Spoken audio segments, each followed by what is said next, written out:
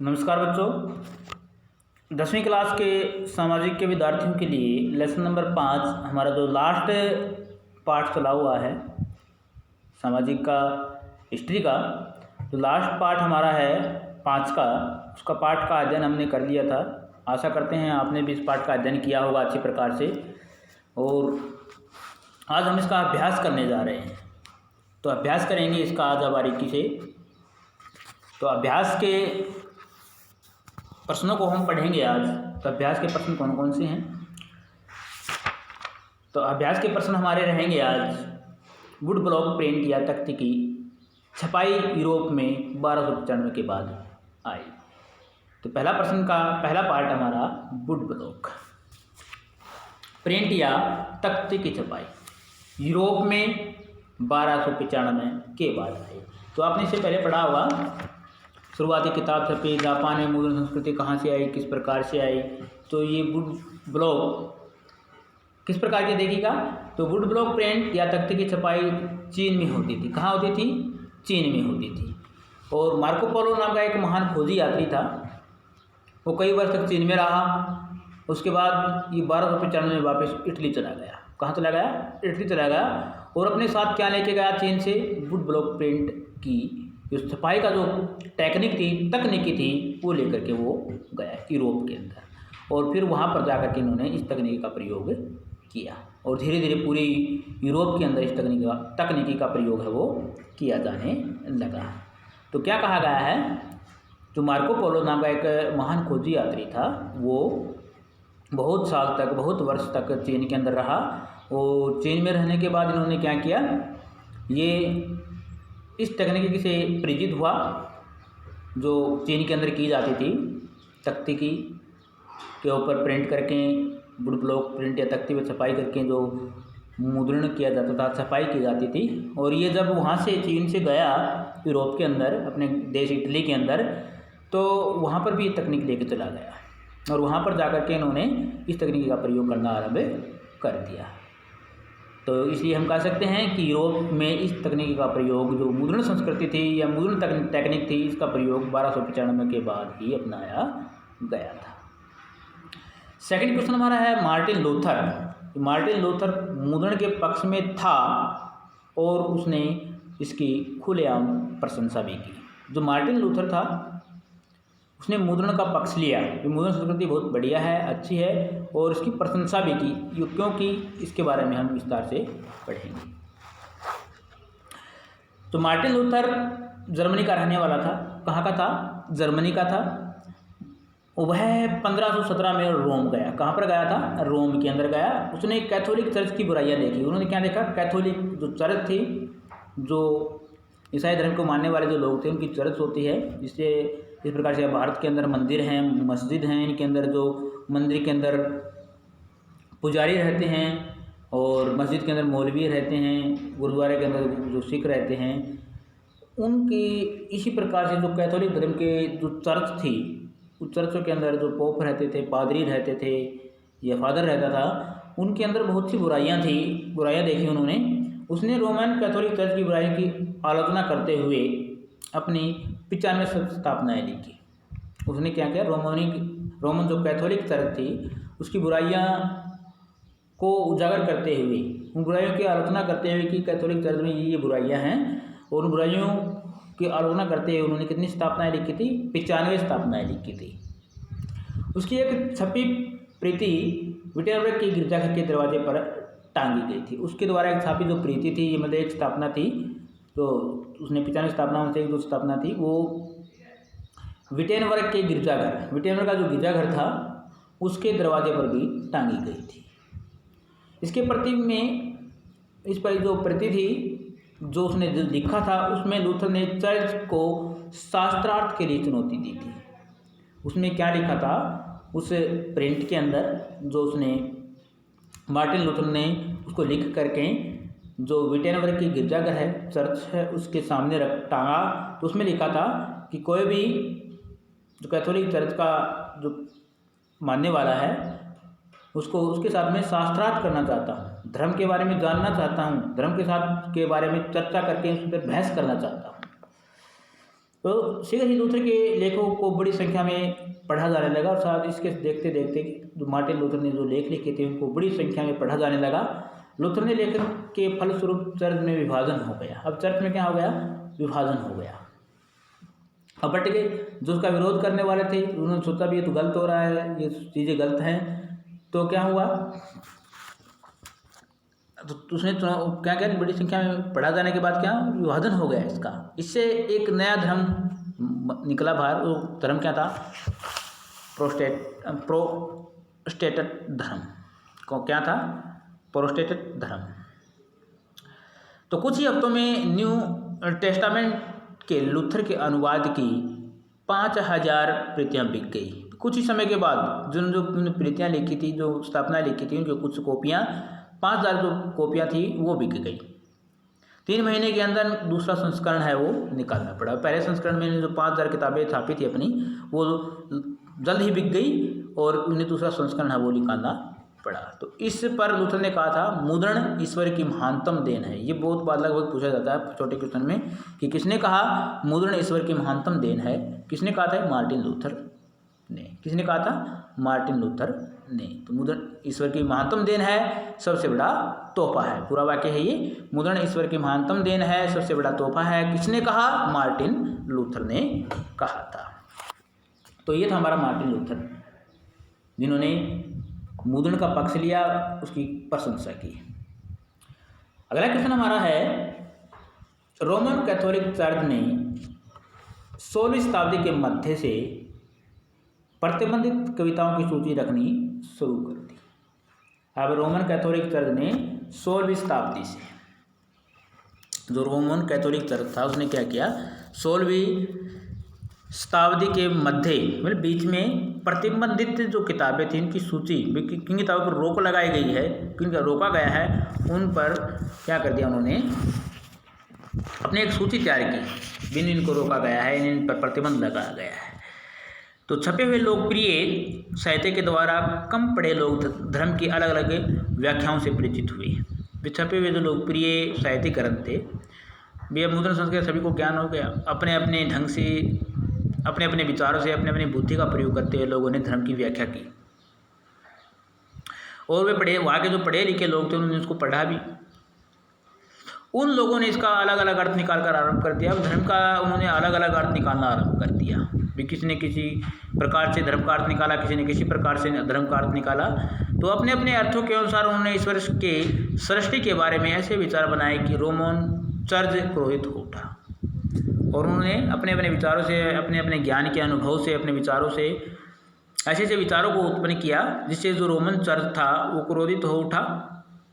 और धर्म विरोधी विचारों को दबाने के लिए रोमन चर्च ने इनक्विजिशन नामक धार्मिक संस्था बनाई। 20 प्रकार की जो धार्मिक गतिविधियाँ, जो धर्म के प्रति जो आवाज़ें उठ रही हैं, उनकी गलत व्याख्याएं हो रही हैं, लोगों को गलत गाइड किया जा रहा है। तो इस प्रकार की सभी चीज़ों को देखते हुए जो रोमन चर्च था उन्होंने एक धार्मिक संस्था बनाई जिसका नाम उन्होंने रखा इनक्विजिशन। क्या नाम रखा? इनक्विजिशन नामक धार्मिक संस्था बनाई। इस संस्था ने एक किसान मेनुकिया को मृत्युदंड दिया। और इस संस्था ने क्या किया? किसान मेनुकिया को मृत्युदंड दे दिया। इस मामले में प्रकाशकों और पुस्तक विक्रेता पर प्रतिबंध लगा दिए। जो प्रकाशक थे, लिखने वाले लोग थे, अपनी किताबों को प्रकाशित करते थे, और पुस्तक विक्रेता जो प्रकाशकों को किताबें बेचते थे उन पर प्रतिबंध लगा दिए कि आप इस प्रकार की जो बुक हैं, किताबें हैं, वो नहीं बेचेंगे। और 1558 में चर्च ने प्रतिबंधित किताबों की सूची बनाई था, उसे अपने पास रखना आरंभ कर दिया। एक सूची बनाई कि किन किन किताबों को, किन किन प्रकाशकों की जो बुकें हैं उनको रोका गया है और कौन कौन धर्म विरोधी विचारों से ग्रस्त है। इस प्रकार की सूची उन्होंने तैयार करनी आरंभ कर दी थी। तो ये था रोमन कैथोलिक चर्च ने 16वीं शताब्दी के मध्य प्रतिबंधित किताबों की सूची रखना आरंभ कर दी थी। तो क्वेश्चन नंबर, पहले क्वेश्चन का चौथा पार्ट, महात्मा गांधी ने कहा कि स्वराज की लड़ाई दरअसल अभिव्यक्ति, प्रेस और सामूहिकता की लड़ाई है। अब महात्मा गांधी की बात करेंगे। महात्मा गांधी जी ने कहा था कि जो स्वराज की लड़ाई है, मतलब देश को स्वतंत्र कराने की जो लड़ाई है, वो दरअसल कैसी है? अभिव्यक्ति, प्रेस और सामूहिकता की लड़ाई है। तो क्या कहा था देखिएगा, महात्मा गांधी ने जब 1922 में असहयोग आंदोलन के माध्यम से स्वराज की लड़ाई लड़ रहे थे, 1922 में असहयोग आंदोलन के माध्यम से स्वराज के लिए स्वतंत्रता प्राप्त करने की लड़ाई लड़ रहे थे, तब उन्होंने ये शब्द कहे थे। वह इस बात को जानते थे कि प्रेस की स्वतंत्रता, अगर प्रेस स्वतंत्र होगी तथा अभिव्यक्ति किसी देश की आत्मा होते हैं। प्रेस और की स्वतंत्रता और अभिव्यक्ति, प्रेस में जो छापा जाता है, किताबें, बुकें, अखबार, पत्र, पत्रिकाएं जो छपती हैं, वो बिना रोक टोक के, बिना किसी दबाव के छपें और लोग अपनी अभिव्यक्ति को प्रकट करें। ये सब चीज़ें किसी देश की एक आत्मा होते हैं। अगर इनमें झूठ छपने लग जाए, लोग किसी के दबाव में आकर के किसी की बुराई को भी अच्छाई के रूप में लिखने लगें, तो वो देश को विकास नहीं कर सकता। कोई भी राष्ट्र इसके बिना जीवित नहीं रह सकता, भी कोई भी देश इसके बिना जीवित नहीं रह सकता, क्योंकि ये आत्मा है किसी देश की, प्रेस की स्वतंत्रता और अभिव्यक्ति। वे स्वतंत्रताएं लोगों को सामूहिक अर्थात एकजुटता की भावना उत्पन्न करती हैं। सामूहिकता और एकजुटता की भावना है वो भी उत्पन्न करती हैं, जिससे राष्ट्र का निर्माण होता है। ऐसा राष्ट्र ही विदेशी शासन को काट फेंकता है। भाई ऐसा राष्ट्र ही जिसके अंदर, देश के अंदर, ऐसा राष्ट्र कौन सा राष्ट्र जहाँ पर स्वतंत्रता हो, किस चीज़ की, प्रेस की और अभिव्यक्ति की, लोगों को अपनी भावनाएं उजागर करने की स्वतंत्रता हो, सामूहिकता हो, एकजुटता हो। ऐसे देश क्या करते हैं, किसी भी विदेशी शासन को काट फेंकने की ताकत है वो रखते हैं। उन्होंने कहा वाणी की स्वतंत्रता, यानी वाणी बोलने की स्वतंत्रता, प्रेस की आज़ादी, जो अखबार मीडिया हमारी है, पत्र पत्रिकाएं हैं, उनकी स्वतंत्रता हो, सामूहिकता की आज़ादी हो, वही समूह में रहने की, एकजुट रहने की आज़ादी हो। भारत सरकार इन 3 ताकतवर औजारों को दबाने की कोशिश कर रही है। भारत सरकार इन 3 ताकतवर औजार थे, इनको दबाने का कार्य है वो कर रही है। तो ये था हमारा क्वेश्चन नंबर पहला, जिसके 4 पार्ट हमने किए हैं। और क्वेश्चन नंबर 2 करेंगे हम। क्वेश्चन नंबर 2 के 3 पार्ट रहेंगे हमारे। पहला पार्ट है गुटेनबर्ग प्रेस, दूसरा है छपी किताब को लेकर इरेशम्स के विचार, और तीसरा है वर्नाकुलर या देसी प्रेस एक्ट। तो 3 पार्ट हम कर रहे हैं क्वेश्चन नंबर 2 के। पहला करेंगे गुटेनबर्ग प्रेस। गुटेनबर्ग प्रेस क्या है? अब देखिएगा, गुटेनबर्ग जर्मनी का निवासी था, उसके पिता एक व्यवसायी थे। जर्मनी का निवासी था गुटेनबर्ग, और पिताजी क्या थे, एक व्यवसायी थे, व्यापारी थे। वह खेती की एक बड़ी रियासत में पल कर बड़ा हुआ था। जो गुटेनबर्ग था वो जर्मनी का था, उसका पिता व्यापारी था। वह खेती की एक बड़ी रियासत में पल कर बड़ा हुआ था। वह बचपन से तेल और जैतून पेरने की मशीन देखता आया था। बचपन से क्या देखता था वो? तेल और जैतून पेरने की मशीन, किस प्रकार से तेल है वो निकाला जाता है। उसे पत्थर पर पॉलिश करने की कला सीखी। फिर उसने पत्थर पर पॉलिश करने की, पत्थर को चमकाने की, उसे पॉलिश करने की और रंग करने की कला सीखी। फिर उसने सुनारी और अंत में शीशे को इच्छित आकृति में ढालने की कला सीखी। फिर उन्होंने सुनारी का मतलब सुनार धातु के अंदर बिल्कुल बारीक बारीक हैं वो कारीगरी कर देते हैं, वो सुनारी कारीगरी होती है।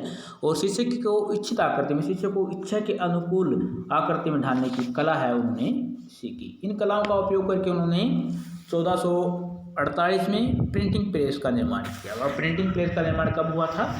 जो गुटेनबर्ग के द्वारा किया गया था 1448 ईस्वी में किया गया था। जैतून प्रेस को उसने प्रिंटिंग प्रेस का मॉडल बनाया। अब जैतून पेरने की जो मशीन थी उसी को उसने प्रिंटिंग प्रेस का मॉडल बनाया और साँचे का उपयोग किया और उसी साँचे का प्रयोग किया। जिस प्रकार जैतून पेरने की जो मशीन थी उसी प्रकार का मॉडल उन्होंने बनाया। तो साँचे का उपयोग अक्षरों की धातुविक आकृति को गढ़ने के लिए किया, और जो अक्षर बनाया उन्होंने धातु की आकृति को के रूप में उन्होंने तैयार किए।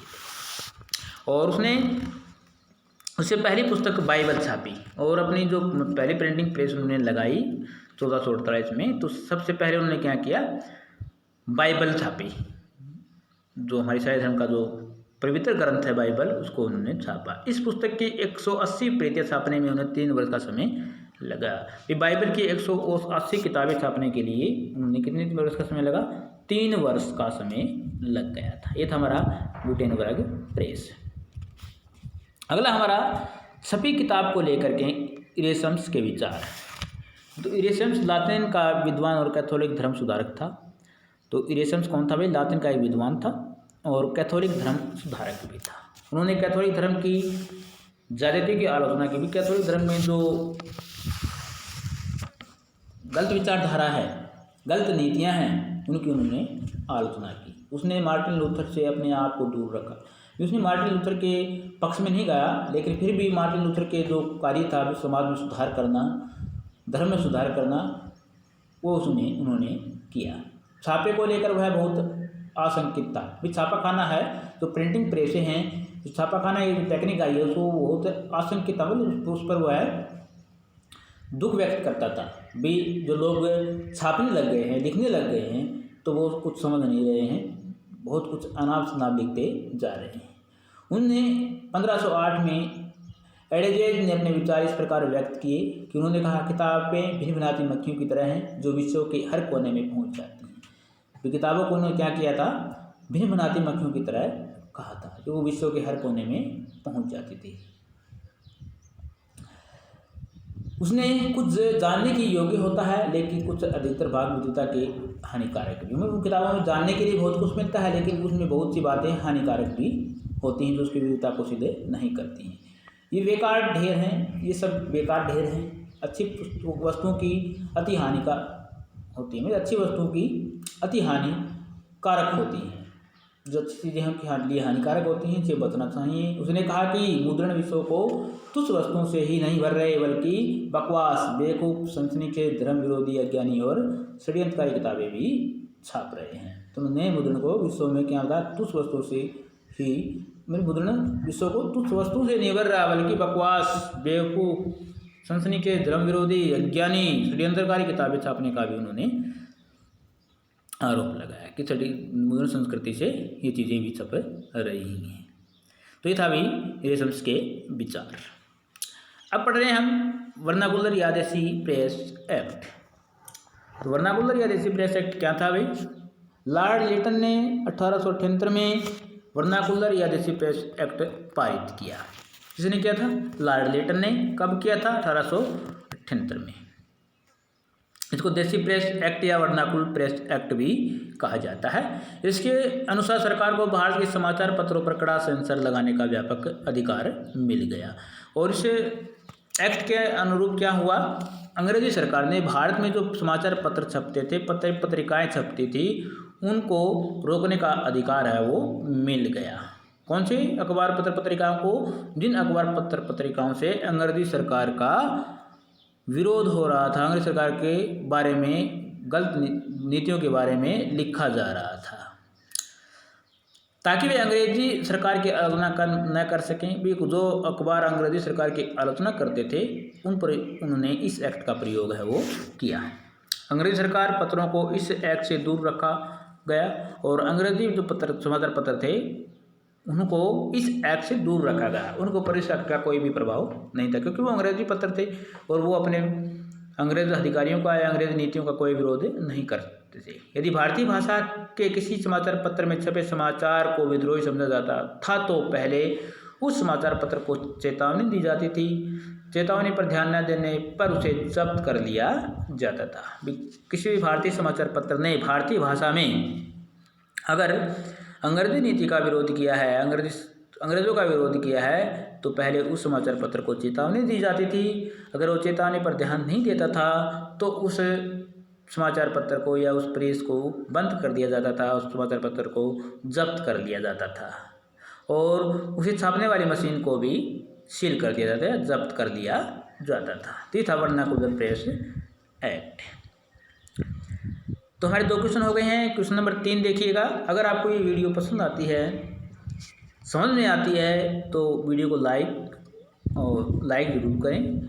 अगर आप प्रतिदिन 10वीं क्लास के हर सब्जेक्ट की या फिर 6ठी से +2 तक हर सब्जेक्ट को पढ़ना चाहते हैं, तो इस हमारी जो वीडियो आती है उसको लाइक करें और सब्सक्राइब का जो लाल बटन है, रेड कलर में जो बटन है, उसको दबाएं, बेल आइकन दबाएं, ताकि हर प्रकार के जो वीडियो हम डालते हैं यहाँ पर हर विषय की, वो आपके पास पहुँच जाएं और आप उनको आसानी से देख सकें। तो वीडियो को अच्छी लगे तो वीडियो को लाइक ज़रूर करें और अपने ज़्यादा से ज़्यादा सब्सक्राइबर है वो बनाएं। ताकि ज़्यादा से ज़्यादा बच्चों को 10वीं क्लास के विद्यार्थी, +2 क्लास के विद्यार्थी हैं, 8 क्लास के विद्यार्थी हैं, उनको ज़्यादा से ज़्यादा इनका बेनिफिट है वो प्राप्त हो सके। तो क्वेश्चन नंबर 3 का हमारा है, 19वीं सदी में भारत में मुद्रण संस्कृति के प्रसार कार्य के लिए क्या महत्व था?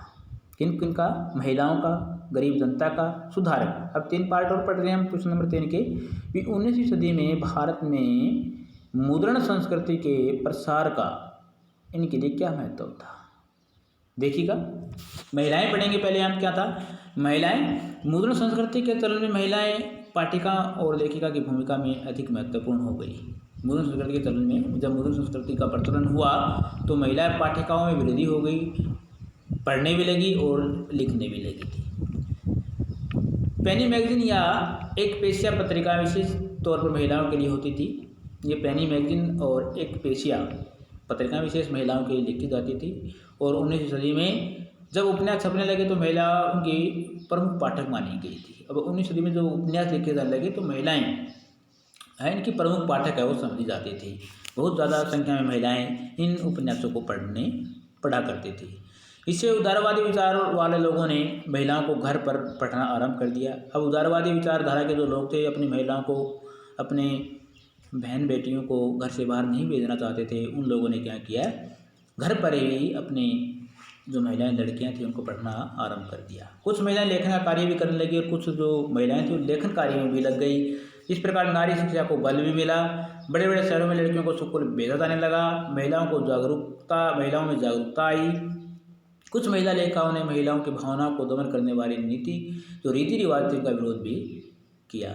तो मुद्रण संस्कृति से जो महिलाएं थी उनके अंदर जागरूकता पैदा हुई। महिलाएं पढ़ने लगी थी, स्कूल कॉलेजों में जाने लगी थी और कुछ महिला लेखिका का कार्य करने लगी थी। और उन्होंने महिलाओं के साथ जो अत्याचार होते हैं उनकी जो विरुद्ध जो रीति रिवाज थी, अंधविश्वास था, उनका भी उन्होंने कड़ा विरोध किया था।